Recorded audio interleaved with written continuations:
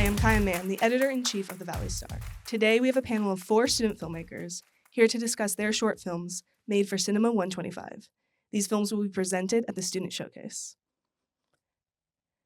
Alive is directed by Alexander McDaniel. It follows an author's battle with severe writer's block as the characters he struggles to create begin to take a life of their own.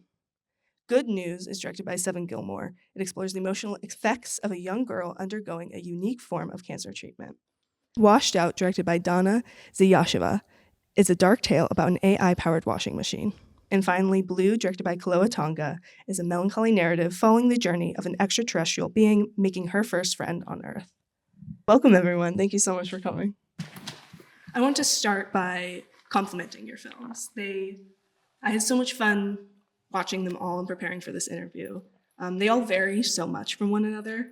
And so I was wondering what kind of guidance you guys were given in the very early stages of production. Was it an open prompt?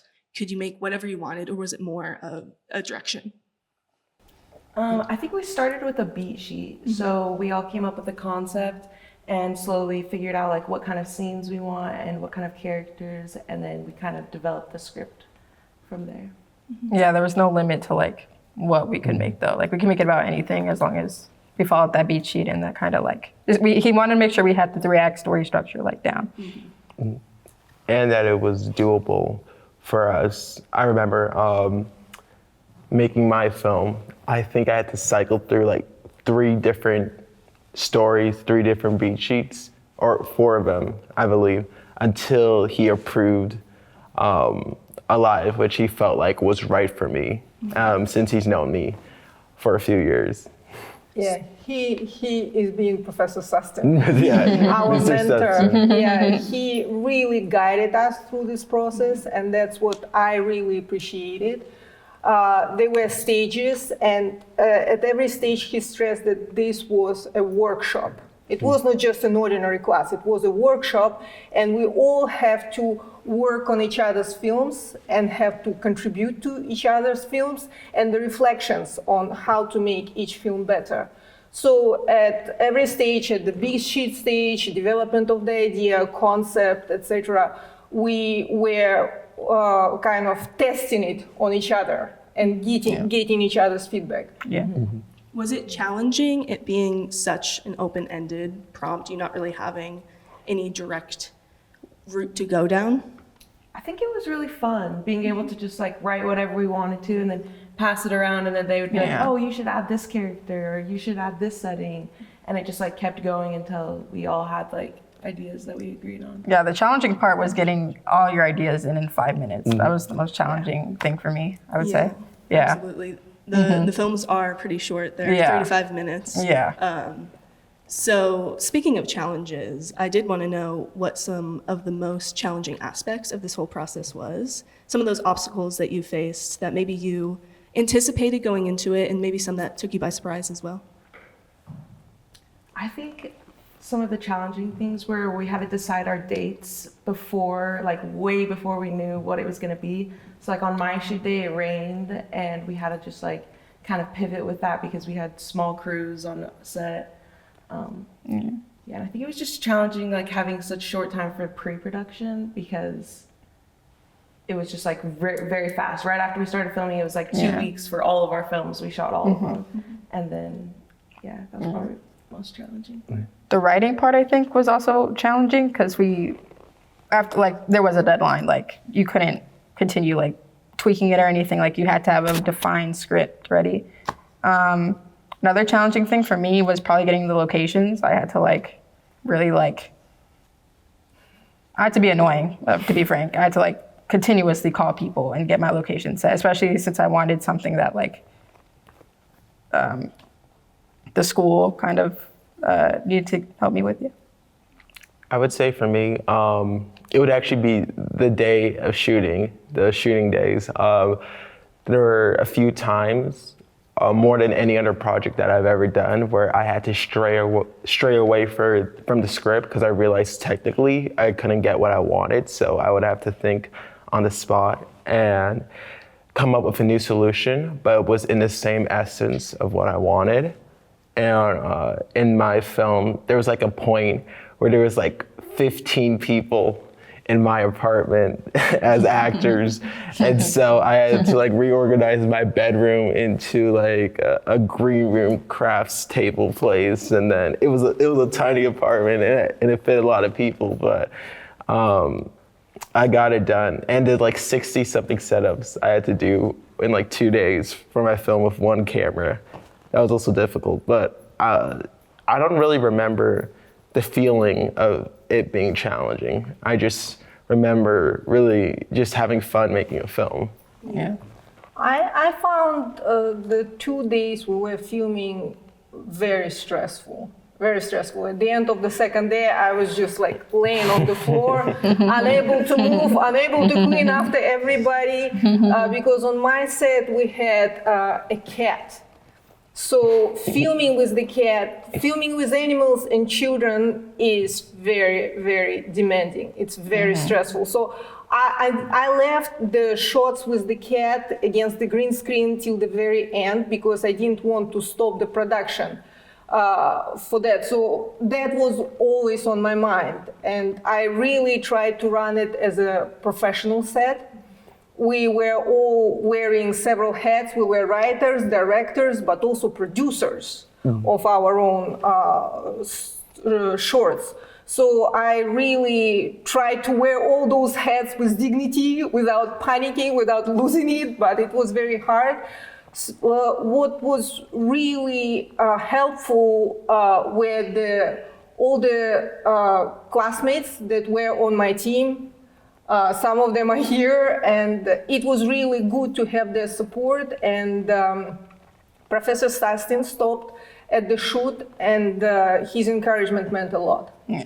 You actually reminded me, I was actually acting in a lot of the films this year, and I found it challenging having to balance my own film and then go on another person's set and perform. And I remember on one specific set, it was Susanna's set, I was like, we had to act a specific part, and I was so stressed about it because I just like couldn't get the feeling that I remember you like having to like really like help me and like, come on girl, like act the scene out and like, yeah. So Yeah, we're all helping each other. yeah. I was gonna ask, I did notice that a lot of you acted and worked in each other's films, so I was wondering how that impacted when you were making your own film, and just your view on filmmaking as a whole. I feel like it was kind of hard to be like focused on your film because in the 2 weeks there was a shoot every single day. I shot like 4 or 5 of them, so like I was on set every single day for somebody else's, and then the next day it was like the call time would be like 9 a.m. until like whenever, and then the next day 9 a.m. and so it was like a lot just going back and forth between everybody's sets. But it was also so fun, like just being able to make a different movie every single day with like new people. Yeah. It was really cool. And when you act, you do learn a lot, like behind the camera and in front of the camera, and like how different those worlds are, but kind of like how they overlap, you know? Yeah, we all went into this exercise with a certain goal. Some of us wanted to gain experience, some of us wanted to build their show reel. I went into it thinking that I want to make like a really good short that I can send to festivals. And so for me, the quality of like attention to every detail was like, through the roof. That's why I was economizing my own like time and energy. And that was my approach. And I don't know if Alexander was kind of thinking the same, but yeah, so I didn't participate in many productions, but where I participated, I really tried to give my best to support my classmates. Yeah. I would agree with Donna and with what everybody said. Like everybody got something out of this, not just from their own film that they were directing. And just the fact that we were able to work on each other's films means so much because like I'm working on a film right now where it's so hard to like really lock down a crew that could go for a specific day. And with the class, everybody was just helping out on everybody's films. And everybody knew the importance of it, what they needed to bring to the job. But at the end of the day, it was just fun because we were all friends. We were all classmates, and it was just like hanging out in in from what I experienced. But it was hanging out with friends, but at the same time getting a job done. And it was also so cool to like see each other's dailies. Yeah. And like all the raw footage. We got to see everything like from the script, and then they would go shoot it and you could like see what they did and like the dailies from that. It was really cool to like see everybody's from the beginning. Did you find that there was one specific role that you enjoyed more than the others, or that kind of took you by surprise?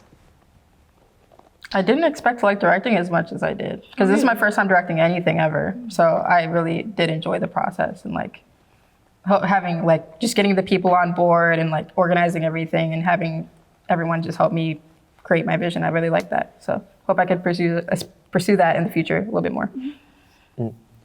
Yeah, and in our workshop, we were all very different. So some people tend to have more doubts, some are more sure of themselves and what they want. And so in the post-production process, exactly as Kaia was saying, we were watching each other's reels, and we were really kind of like, yeah, this is good, because some came back from those production sets, like, you know, they were like really down. Their spirits were down. They were saying, oh, like, it really didn't work. It was a disaster. Like, we were watching that, and after we were saying, like, what are you talking about? This is great. You just need to tweak here, like, adjust there, like, you know, like, take this shot instead of that shot, and it will be perfect. And that was very exhilarating, actually. Yeah. So you benefited a lot from that collaboration with everyone? Yes. Like having fresh eyes on what we shot. Yeah, and I think we should also like praise our Professor Sustin, because he really guided us through this whole process. Because we were all over the place. Some of us wanted to participate in every film, and and he was saying like, no, wait a second, look at the board. You know, you are supposed to be actor here, you're supposed to be cameraman here, and there you're doing sound. Like, that's not gonna work. Let's do the schedule. And we were like, no, like, let's change it, etc. And he was very patient with us, and he was like, okay, until the last moment he was adjusting the schedule, and thanks to his guidance, we actually like shot everything on time and everything ran according to the schedule. Otherwise, it could have been like total chaos. He was like looking out for our films and making sure we were getting them done, but he was also like looking out for all of us and making sure we weren't like overworking ourselves. And yeah, he was great. Great. Chloe, I did want to ask you, your film concludes with a really touching dedication. I want to know more about that and how that theme is kind of woven throughout your entire film. Yeah, so blue is supposed to represent like that depression that like it comes along with just like living this life, and it's kind of just like that looking for something to hold on to. And for me, like Amy definitely represented my sister. So it was like when Blue was lost or when she was feeling down, like she could always have like this person to turn to, and even though she's been through stuff, she was still okay. And so like that's why I dedicated it to my sisters. That's so nice. Alex, I wanted to ask you, your film Alive deals with themes of writer's block and facing a deadline. Is that coming from a familiar place for you, something that you've experienced that kind of drove you to put that in? Yeah, so at the beginning of the class, when we were cycling through beat sheets and outlines, and I kept submitting ideas to Mr. Sustin, and he was like, I don't think that's really in your alley, or like he could tell it didn't like really fit right with me. And after a couple times, I was like, you know what? I'm gonna submit a beat sheet calling out to this situation right now, where I'm submitting all these ideas to my quote unquote agent or teacher, and they're not liking them. I'm like, and I recently saw, what was the movie? It was Cord Jefferson. He got an Oscar for adapted screenplay. Oh, yeah. American Fiction? American Fiction. And I saw this one scene in there. I actually got to talk to Cord Jefferson at a screening about it, but where the characters like come alive in the writer's room. And I just, in the back of my subconscious, I think that's what really motivated me to just do that story, just to like blend it with my actual experience with trying to get a story locked down. And I just wrote an outline of it, sent it to him. I was like, there's no way he's gonna approve this. And he approved it, he loved it. He loved the idea. Speaking of influences, Seven, I was really interested in the influences for your film. Who and what kind of inspired you? Well, I wanted my film to kind of give off like dystopia. I don't know, in the final product, I don't think it really gave that, to be honest. I did want it to have like a Clockwork Orange type vibe, where it's like, this world is familiar, but it's also very like dystopian. It's not a good world to live in. I tried to kind of give that. Other inspirations, I think mainly just a lot of Kubrick. I try to when I thought of a shot, I kind of wanted it to be very like uniform, very like symmetric, I guess, in the way I directed everything. So yeah. What about you, Donna or Chloe? Inspirations behind your film?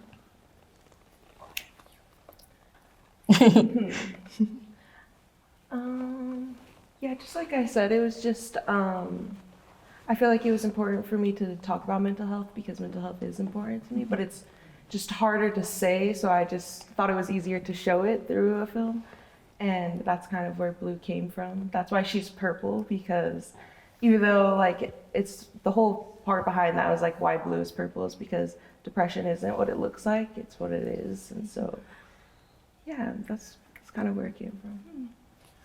My inspiration came from Christine. It's a movie, I think in the 80s, where a machine is haunting someone. So we just got this very high-end washing machine. And the first thing that I had when I was looking at her, I was like, that should be in a horror movie. So cool. So I wanted to create an AI that is kind of like a friend, wants to be a friend with you. It's very kawaii, like, you know, when it arrives. And then when you turn it down, it turns sinister and starts haunting you. So that's what I wanted to convey. It's basically a story of unrequited love, unrequited friendship, only it is with AI. I spent quite some time with ChatGPT these days, and sometimes we have like very heated discussions. I'm calling it names, it apologizes, we make up, etc. So I wanted to convey it, but I needed some like objects, like more physical, AI to have more physical presence, and it came in the form of a washing machine. I thought it was really interesting, given the world of rising AI, showing it in such a comedic yet scary way in your film. Was that on your mind, the fear that maybe some people have with AI taking over? Yeah, and also sometimes I'm alone at home with my cat that acts in the film, and I'm sometimes creeped out, you know, when you're alone, and especially if suddenly some appliances start emitting those music sounds, like whatever, you know, start talking, you're just like, ooh, what is this? So I wanted to reflect this feeling of a woman living alone with her cat, and then suddenly this object that is supposed to make her life more comfortable, cozy, etc., suddenly becomes a danger. Mm-hmm. Yeah. You're all student filmmakers, and I was wondering if you felt any freedom actually being students, freedom to take risks, to make mistakes. How did being a student influence the way that you went about making your films? I think it definitely gave us like more free room to just like make mistakes and just go for it, like go for what we wanted to do. especially with like location wise and like permit wise. Like you could get away with more things being like, I'm a student, like I can't afford to film here, but like I want to, and I feel like people are more lenient, and there's just like little things like that help. I knew like if my film ended up the most horrible, disgusting piece of media ever created, like it'd be fine because I'm a student and I get to like mess up and make mistakes. So I definitely felt that like being lifted off my shoulders, that pressure. Yeah.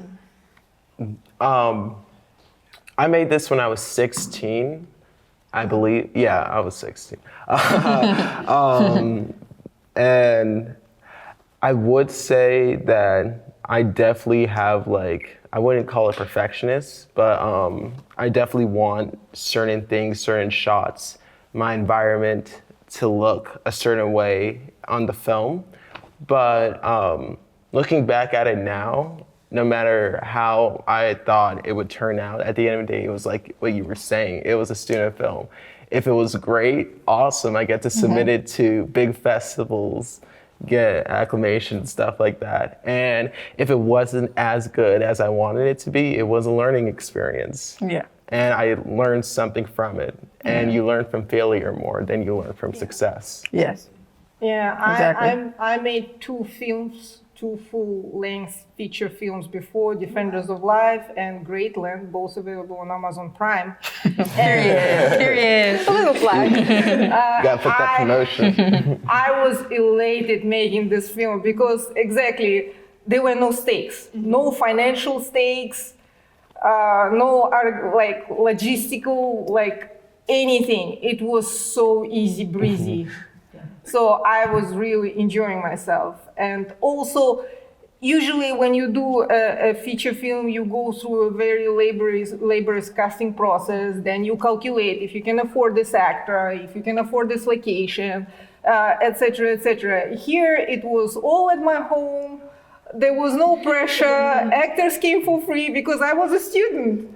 It was amazing, and on top of that, everybody else was working for free, including myself. But I usually work for free myself. So, but for a change, it was very good not to feel this financial pressure.